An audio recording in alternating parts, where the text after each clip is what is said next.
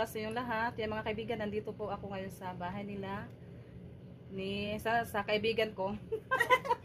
Yan. Hi mga kaibigan, good morning. Inimbitahan ko si Iban sa tindahan namin. Kumain kami ng nilagang saging at kamote. Yan, ito Kain po mga tayo. kaibigan.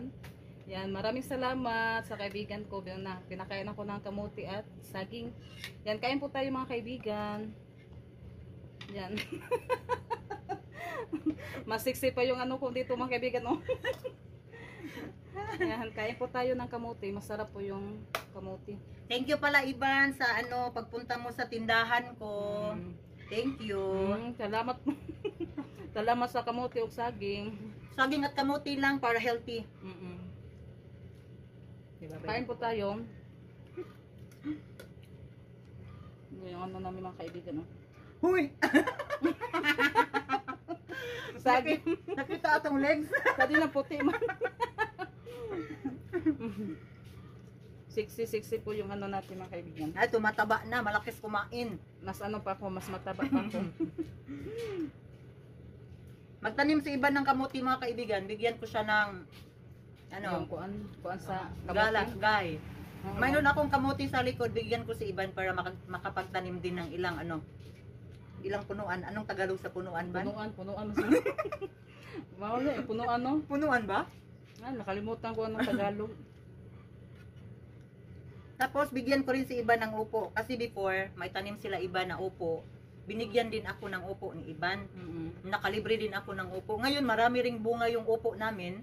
Si Iban na naman yung bibigyan ko. Ganun lang talaga sa bukid, no? Parang exchange lang. Kaya madami na po siyang mga kaibigan. Binigyan ako niya. Dito pala yung upo. Yan. Malaki yung niya, tanim na upo. Yan, maraming salamat. Yan si Kuya Jeffrey. Yung palablab ko. Yung palablab ni kaibigan.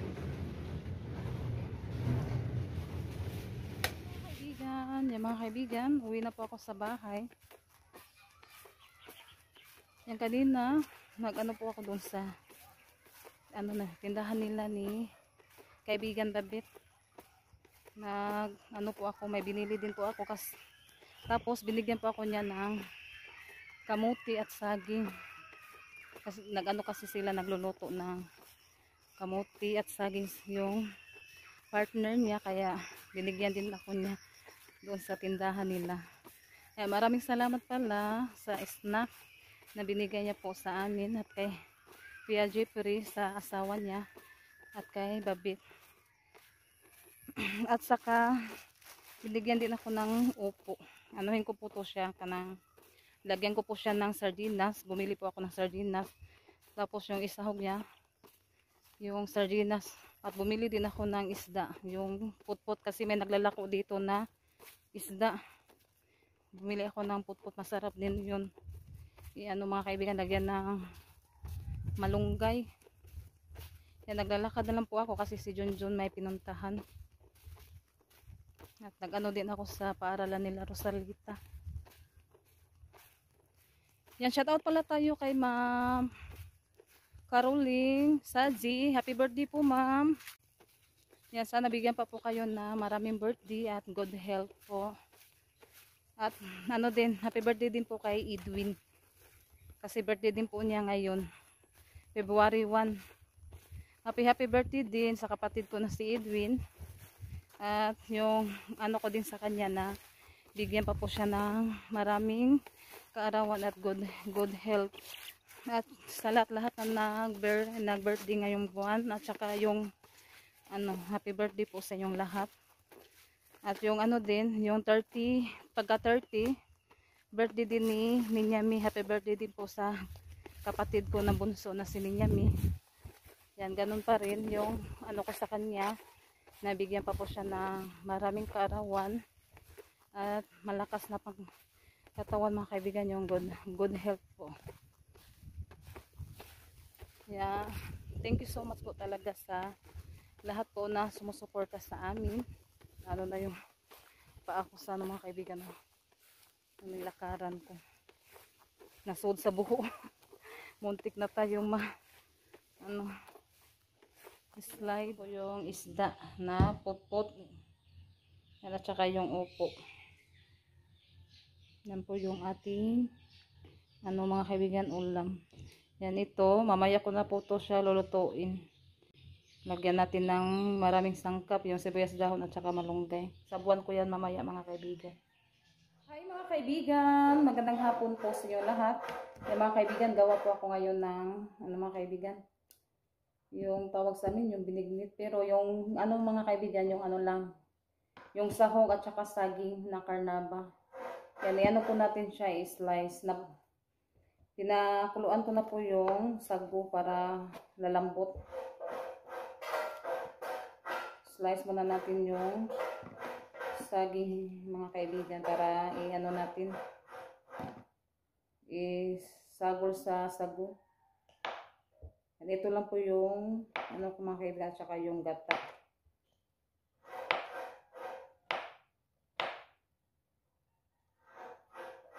Pagdating sa Tres Marias, may sila, snack. Si John po yung nagkagod sa niyog.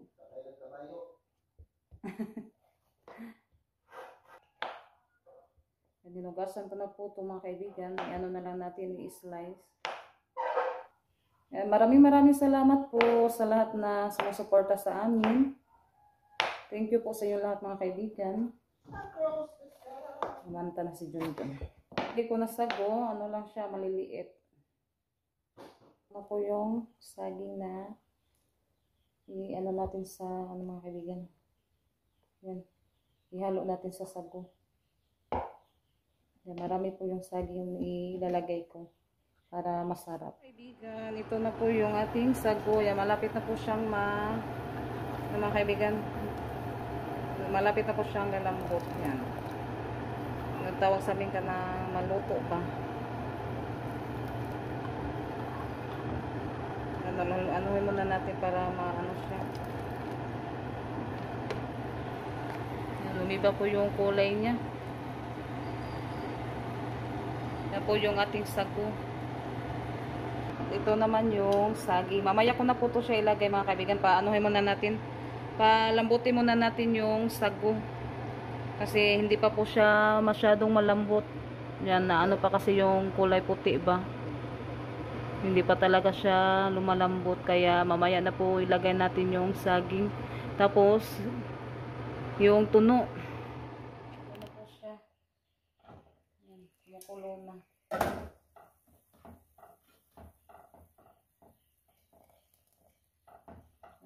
Malapit na po siyang lumambot mga kaibigan. Yan, ilalagay na po natin yung saging. Para maano na din po natin yung tunog malagay na. Mga kaibigan. Ilalagay ko na po yung saging. Yan, na din po natin yung tunog mga kaibigan. Ilagay kung yung natin.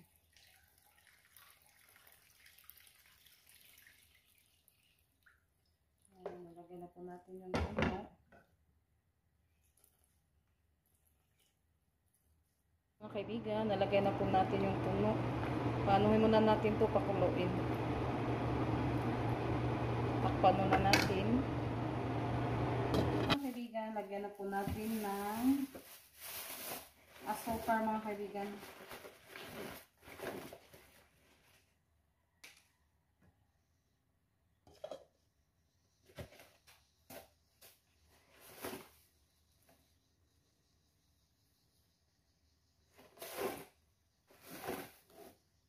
Tatlo muna yung ilalagay natin para malalaman natin kung sakto na ba siya o kulang. Kapag kulang, lalagyan na naman natin.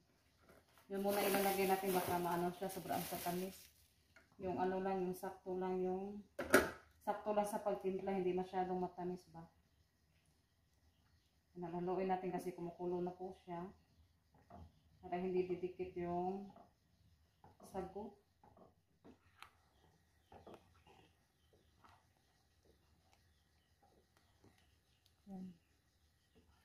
Lumapit na siyang lumapot. Ito na po yung ating sago na na siya. Ito na luto na ba.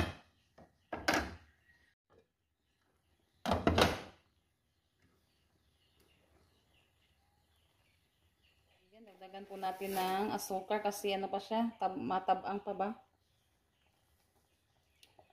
Dagdagan natin ng 2 kutsara. Yan. Tapos anuhin natin, haluin.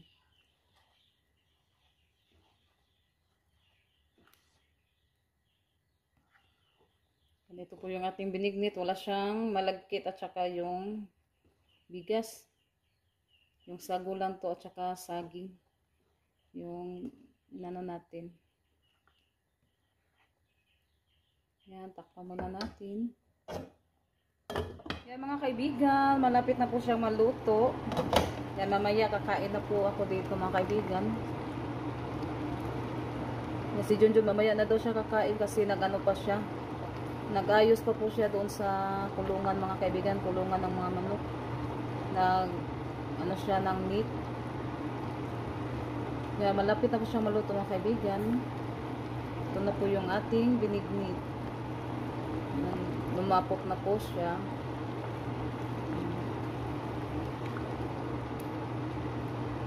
Anuhin muna natin konti para lumapot talaga siya. Yan. Konti na lang para maano na ano na po natin yung apoy i-off na. Kaibigan, naluto na po mga kaibigan. Yan, in-off ko na po yung apoy. Magkuha ako konti. Yan, kain po tayo mga kaibigan ng binignit. In-off ko na po siya kasi maano yung sabaw. Maano ka, mahilig kasi yung Tres Marias ng may sabaw mga kaibigan ba. Yan, luto na po yung ating binignit. Kain po tayo mga kaibigan. Kuha muna ako ng konti. Mga kaibigan, ito po yung nilagyan ko para mag-ano muna tayo, snack ng binignit. Kaibigan, snack po tayo ng binignit. Init pa po siya. May ano siya mga kaibigan, habo-habo. Kaligsik.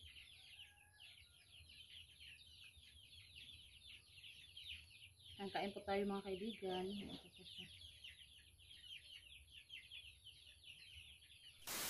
Kakarating lang po nila galing sa paaralan. Yan, kumain na po sila ng binignit. Junjun din, oh. Kain. Paris pan. Sakto, ano mga kaibigan, malamig yung panahon. Muulan na naman. Umuulan. Basa pa yung buhok ko. Na ano sila sa uwan, mga ano pa na sila. Naligo. Hindi ko na pinasok yung tricycle. Sobrang putik na ng daan doon. Lalo siyang Nabasa pa na. lalong maano yung tricycle kanang masira ba. Okay ko no. Masarap. Rosalita tapos na pag ano niya pagkarating kumain na siya kaagad. Naka-2 plato si Rosalita.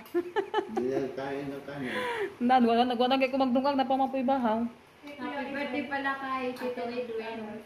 At kaya Ma'am Carol. Ate, Happy birthday! nadumi na yung kuan. Happy birthday, Ma'am Carol. Happy birthday, Edwin. Marami rin ngayong birthday, ngayong buwan, maraming birthday. Kain tayo ng Binignit. binignit. Binignit ba yan? Walang malagkit. Lugaw. Ha?